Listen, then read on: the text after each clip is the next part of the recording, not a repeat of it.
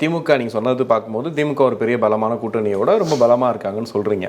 ஒருவேளை இப்போ வந்து அதிமுக இதை பண்ணியிருந்தா, இல்லை தாவேக்கா இதை பண்ணிட்டா, தேமுதிக உட்பட பாமக உட்பட பல கட்சிகள் இந்த மாதிரி முடிவு எடுத்துட்டாங்க அப்படின்னா திமுகவுக்கு டஃப்பான ஒரு ஃபைட் கொடுக்கலாம் அப்படின்ற மாதிரி சொல்கிறாங்க. நீங்கள் பார்த்த அரசியல் படி, நீங்கள் பார்த்த இதுபடி ஒரு டஃப்பான ஒரு இது கொடுக்கறதுக்கு இவங்களாம் என்ன பண்ணணும்னு நினைக்கிறீங்க?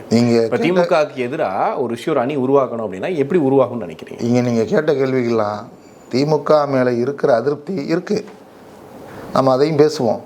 அரசு ஊழியர் பிரச்சனை இருக்குது, அவங்களுக்குள்ள பென்ஷன் திட்டத்தை நிறைவேற்றங்கள கோபம் இருக்குது, போக்குவரத்து ஒப்பந்த போக்குவரத்து ஓய்வு பெற்ற தொழிலாளர்களுக்கான பணி ஓய்வூதியம் அப்படிங்கிறது பிரச்சனை தலைக்கு மேலே தொங்கிட்டு தான் இருக்குது. அந்த கோபம்லாம் இருக்குது. இந்த கோபங்கள்லாம் உங்களுக்குள்ள எனக்கு உள்ள கோபம்.